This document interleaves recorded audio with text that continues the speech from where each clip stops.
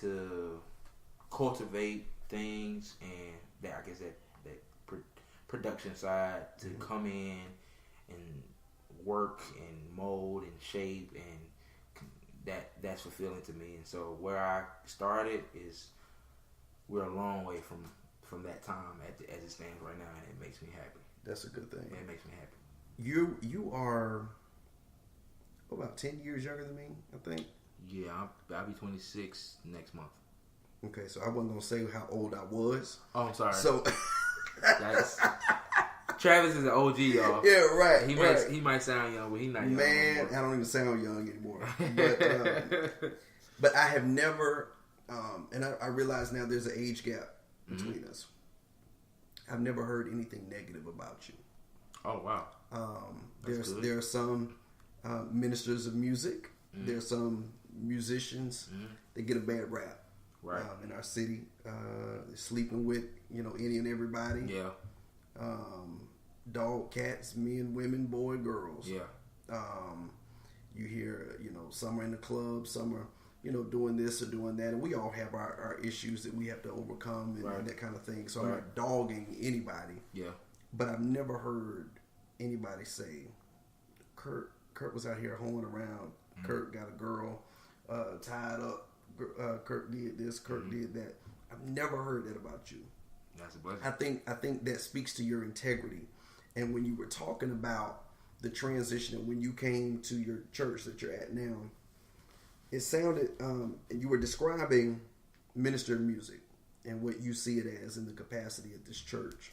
And it sounds like you care. You care about the ministry. You care about the pastor's vision, which I think is important for a minister of music to be on board with the visionary. You care about the vision. You care about the people. You care about the ministry going forth. And after you care, you're able to connect. You're able to connect these dots. You care. You're able to communicate with the pastor, with the congregants, with those that you're worshiping with, the praise and worship team, the musicians. Then you're able to facilitate. Every ministry in the church starts with a culture has to be established. You know what I'm saying? A culture has to be established because what happens is if a culture isn't established, your ministry, as far as awareness goes, it moves to the bottom of the totem pole.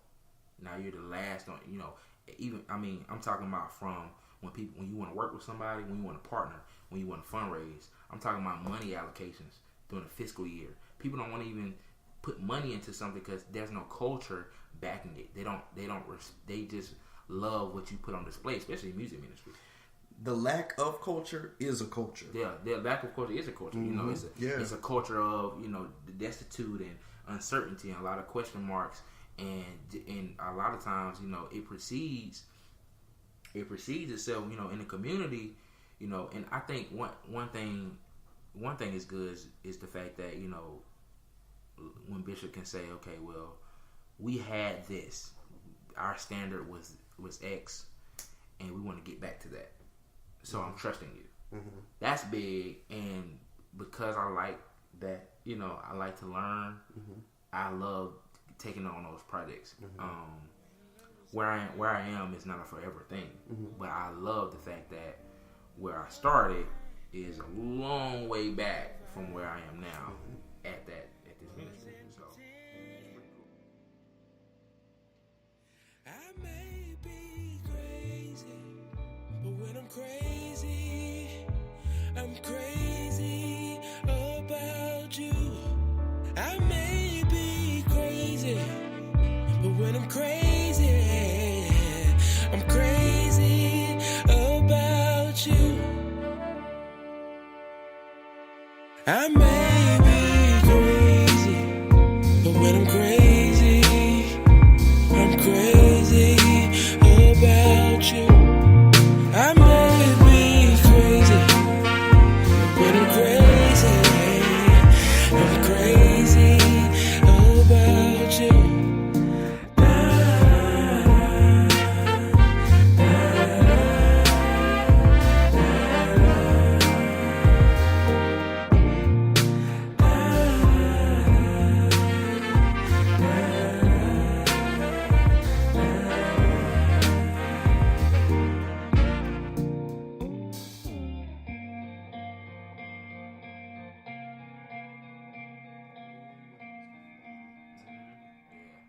lot of fruit comes from that. It's good. It's real fun.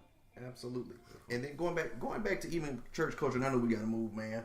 But I think a lot of times, especially in small churches, you have people that are just willing vessels. And so you're not necessarily operating in your gifting, but you see a need. Yeah. So you see that there was a need to hold the basket and offering. Right. Or there was a need to be over the youth. They needed somebody over the youth. Yeah. So you did that, not because that's your calling, right? Just because, I like kids enough. Right. Right. And I see that there's a need, and I don't want this ministry to go lacking. Right. So I'll step in. And then now, fast forward 10, 15 years, you're still doing it because, generally speaking, in our churches, it's like you sign up for life, which is another thing. I think there's another thing.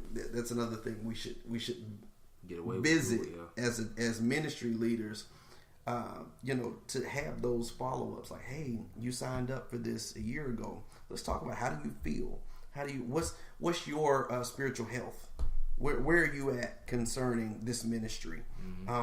Specifically in the one you signed up for. Yeah. How do you feel? You might feel the Lord leading you somewhere else, and you might be the vital piece that we're missing in the choir or as a praise and worship leader. We didn't even know you could sing because you've been out in children's church during church every Sunday, and you're what we've been praying for, but we've not been able to see that because you've been volunteering to help out. Yeah, and so I just think we have a long ways to go with communication in churches, but I think we're getting there. I think we're getting there with a lot of ministries, at least in Charlotte, with Contemporary Church and even some traditional churches. There's some pastors that are getting it. Yeah, for sure. Yeah. Real quick, let me shout out my the team at ENBC. Brittany Hughes, Raven Stevens, Brittany Curriton.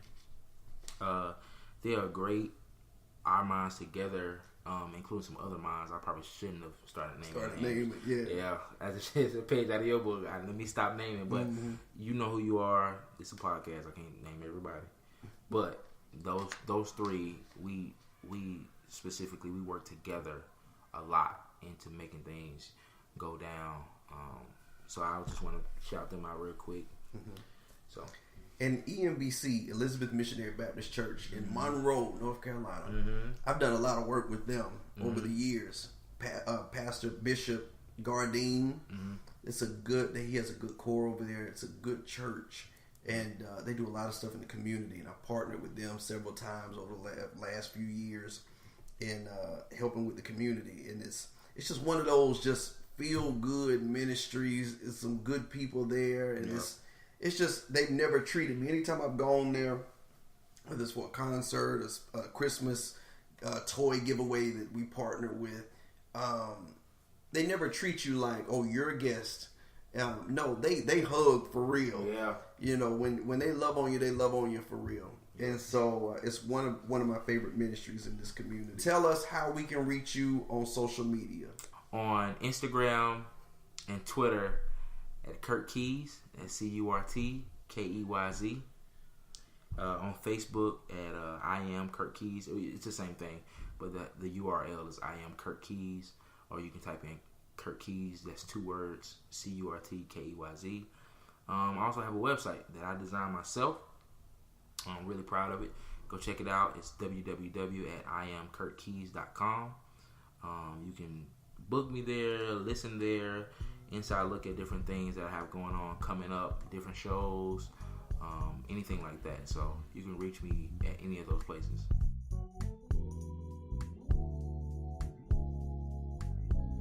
Thank you for hanging out with us. Don't forget to subscribe to this podcast, Journey Conversations. On our next episode, I'll be talking to Gene Hoskins about mental health. You don't want to miss it. See you next time. Bless you.